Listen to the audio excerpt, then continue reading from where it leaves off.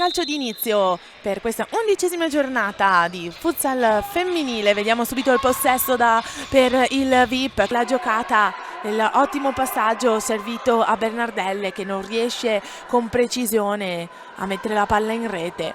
Renata, passaggio dal lato opposto, un dai e vai tra tutte le ragazze del Bitonto che si concretizza nella prima rete che le porta in vantaggio quando ancora sul cronometro ci sono 15 minuti e 57, quindi quasi 16 minuti di gioco a disposizione.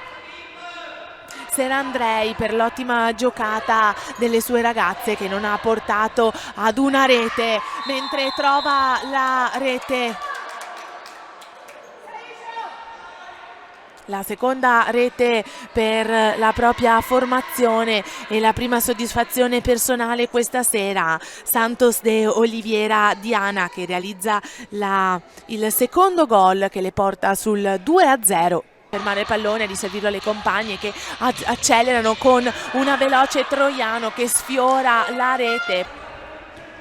Grieco trova velocemente il passaggio per Mansueto e nuovamente porta a 3 reti la propria squadra, il gol della numero 22 del Bitonto.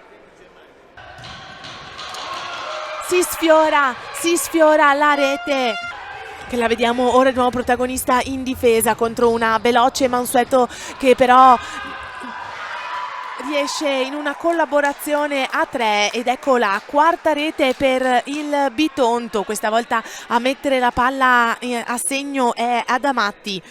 Quarta rete per la formazione pugliese. Maddalena in scivolata prova a sottrarre il pallone ad una rapida Adamatti, pallone che però le viene sottratto da un calcio veloce del portiere, ma come altrettanto veloce è la rete, la quinta rete che realizza velocemente il Bitonto ed è proprio la numero 21 di Vincenzo Alexandra. La determinazione che ancora hanno le ragazze mettono in difficoltà il Bitonto, freme per avvicinarsi alla porta anche in questi ultimi secondi. Diana serve un perfetto pallone alla numero 5 che da una posizione altissima di punta trova la sesta rete per la propria squadra. Secondo tempo di gioco, corner per VIP. Vanessa trova la compagna, parata per il portiere De Oliveira. La forza e l'intensità che le giocatrici di Mister Senandrei stanno mettendo non sembrano mostrare ancora segni di stanchezza.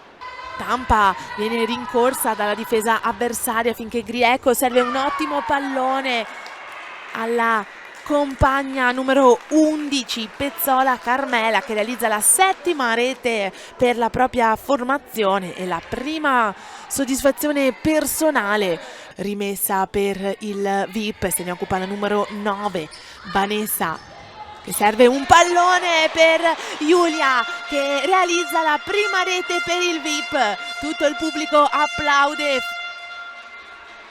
per l'ottima giocata e l'ottima collaborazione, che lottano per il pallone. Ottimo intervento ancora una volta di Ricottini.